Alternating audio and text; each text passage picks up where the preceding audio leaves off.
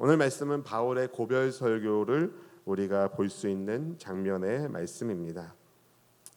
항상 마지막에 해야 할 유언 같은 메시지는 언제나 의미가 심장합니다. 의미가 굉장히 깊습니다. 에베소에서의 3년 사역을 바울이 마무리하고 드로아에 갔는데요. 그는 걸어서 아소로 갔고 나머지 일행은 배를 타고 먼저 아소에 가서 바울을 기다립니다.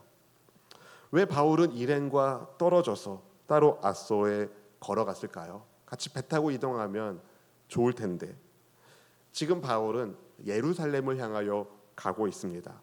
근데 우리가 읽은 것처럼 성령께서 바울에게 예루살렘에 가면 어떤 일이 있는지를 알려주셨습니다.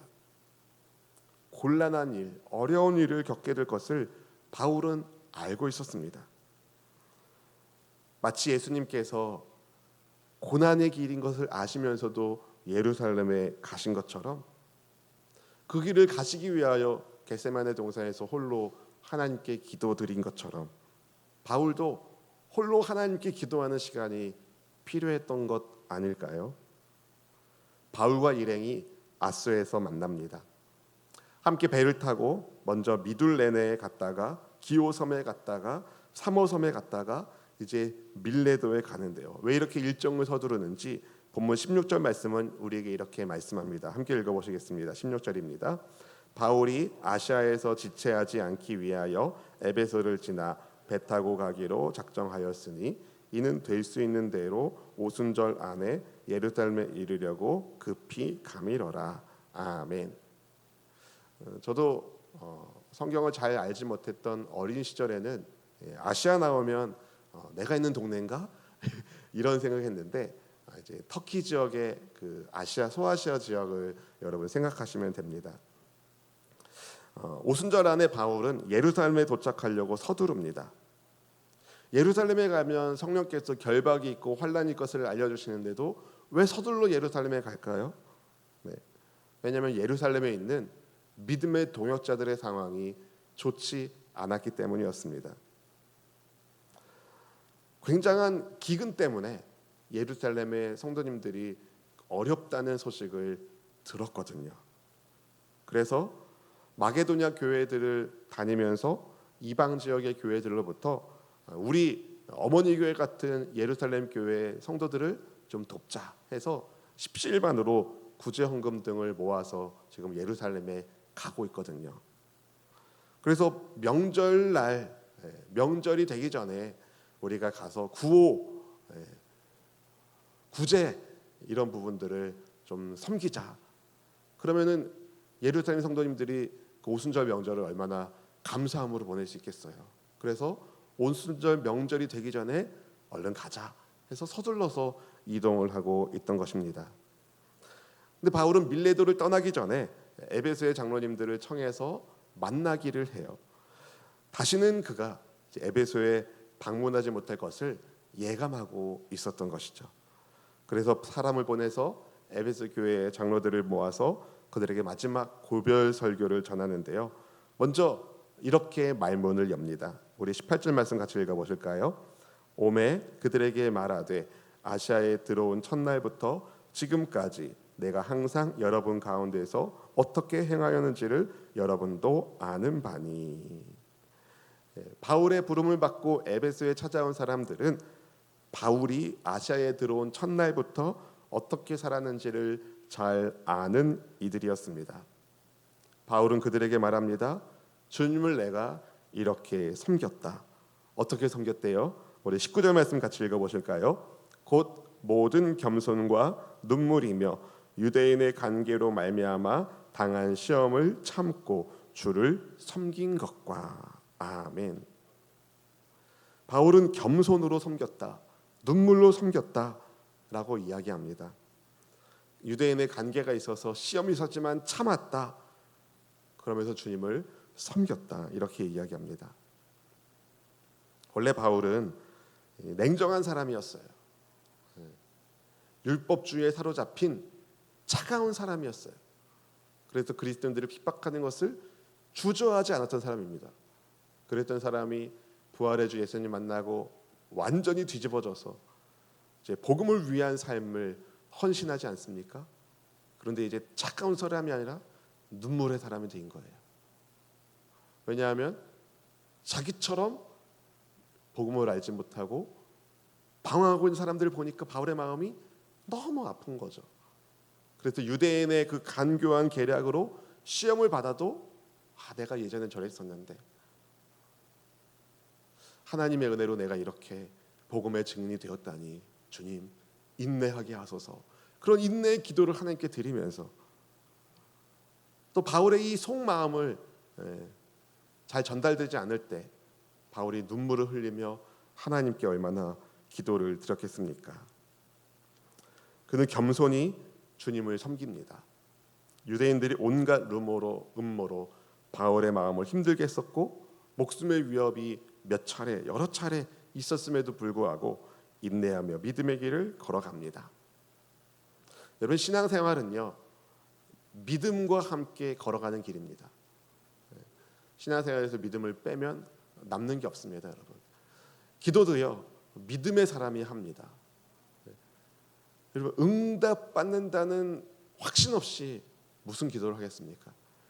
주님께서 말씀하신 말씀을 믿고 내 이름으로 구한 것은 받은 줄로 믿으라 하셨으니, 여러분 기도에는 믿음이 반드시 있어야 됩니다. 예수님의 이름을 믿고 기도하라 말씀하셨거든요.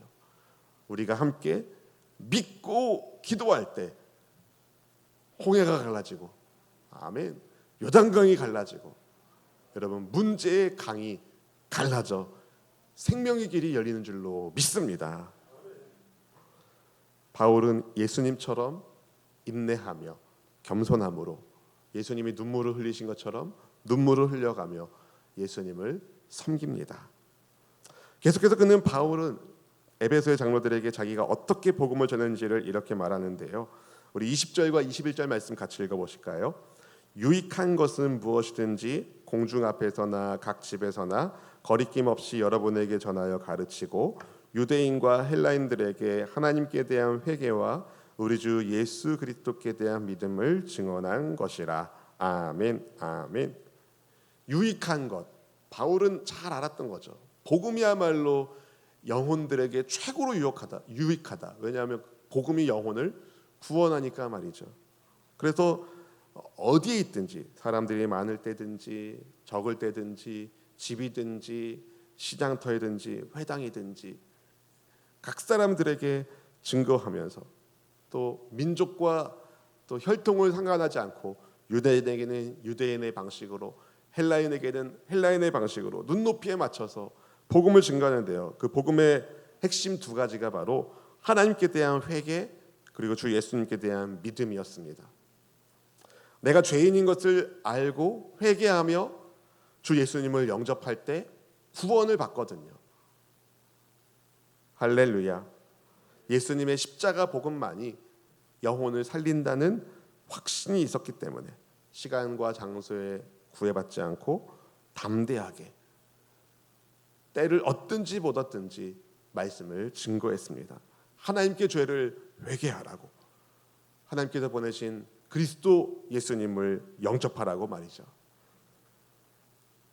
이렇게 자기가 어떻게 복음을 증거했는지 설명한 바울은 왜 예루살렘에 자기가 가는지 이렇게 밝히죠. 22절입니다. 보라, 이제 나는 성령에 매여 예루살렘으로 가는데 거기서 무슨 일을 당하려는지 알지 못하노라. 바울이 예루살렘에 가는 것은 성령에 매여서 가는 겁니다. 쉽게 표현하면 성령님께 순종해서 가고 있는 거예요. 구체적으로 무슨 일을 당하는지는 몰랐습니다. 하지만 결박과 환난을 겪는다는 것을 성령님이 알려주셨어요. 결박과 환난이 있지만 바울은 이렇게 고백합니다. 아주 유명한 말씀이죠. 우리 24절 말씀 다 함께 같이 읽어보실까요? 내가 달려갈 길과 주 예수께 받은 사명 곧 하나님의 은혜의 복음을 증언하는 일을 마치려 하면은 나의 생명조차 조금도 귀한 것으로 여기지 아니하노라. 아멘, 아멘. 내가 달려갈 길, 주 예수님께 받은 그 사명 곧 하나님의 은혜의 복음을 증언하는 일을 마치려 하면은 나의 생명조차 조금도 귀한 것으로 여기지 아니하노라. 바울은 행복한 사람입니다. 왜냐하면 자기가 어디에서 와서 왜 살고 어디로 가는지를 정확하게 알았기 때문이죠. 여러분, 우리는 행복한 사람입니다. 우리는 어디에서 우리가 와서 왜 살며 어디로 가는지 아는 사람입니다. 사랑하는 성도 여러분, 우리가 주님께부터 받은 사명 무엇입니까? 우리의 삶으로 하나님을 영화롭게 하는 것. 우리가 주님께 받은 사명, 하나님의 은혜의 복음을 증언하는 것. 마지막까지 잘 달리기 위해서 여러분, 기도가 필요합니다. 신앙생활을 성경을 읽어보면 달리기 경기로 비유하는 경우가 많이 있는데요. 신앙생활은 50m 달리기, 100m 달리기가 아니라 사실은 인생의 마라톤 달리기예요. 마지막까지 통과할, 마지막까지 힘을 내시길 바랍니다. 결박과 환란이 앞에 있어도 가야 할 길이라면 가는 겁니다. 근데 여러분, 그게요 그냥 되는 게 아니라 기도가 필요한 거예요. 바울이 아소에 가기까지 걸어가면서 하나님께 드린 기도가 있어야 달려갈 수 있습니다. 기도는 우리의 에너지원이에요. 에너지원. 매일매일. 그래서 예수님 말씀하셨습니다. 쉬지 말고 기도하라. 아멘. 무엇이든지 먼저 그의 나라와 그의 의를 구하라. 하나님께서 말씀하신 이 말씀에 순종함으로 우리가 마지막까지 달려가야 할 사명의 길을 잘 달려갈 수 있기를 주님의 이름으로 축복합니다. 예수님께서 십자가 지시기 전에, 예루살렘에 가시기 전에 뭐 하셨죠? 기도하셨습니다. 바울도 기도하며 사명을 따라갑니다. 결박당하고 환난당할 것을 뻔히 아는 예루살렘으로 가면서 이 말씀을 준비하면서 그런 생각이 들더라고요. 아무리 새벽에 일어나서 기도하는 것이 피곤할지라도 육체적으로 지칠지라도 기도자의 사명을 받은 우리는 깨어나야 한다. 아멘. 이것이 우리의 기도의 근육이 되셔서요. 처음에는 힘들죠. 그러나 기도의 근육이 자리 잡히면 오히려 더 큰 힘을 발휘할 수가 있습니다. 달려갈 길을 마칠 때에 우리의 결승점에서 우리를 맞이해 주시고 또 면류관 써주실 우리 주님을 소망하면서 하나님께 대한 회개를 선포하고 주 예수님께 대한 믿음을 선포하며 은혜의 복음을 따라 순종의 길을 걸어가는 우리 모든 성도님이 될 수 있기를 주님의 이름으로 축원드립니다. 기도하겠습니다.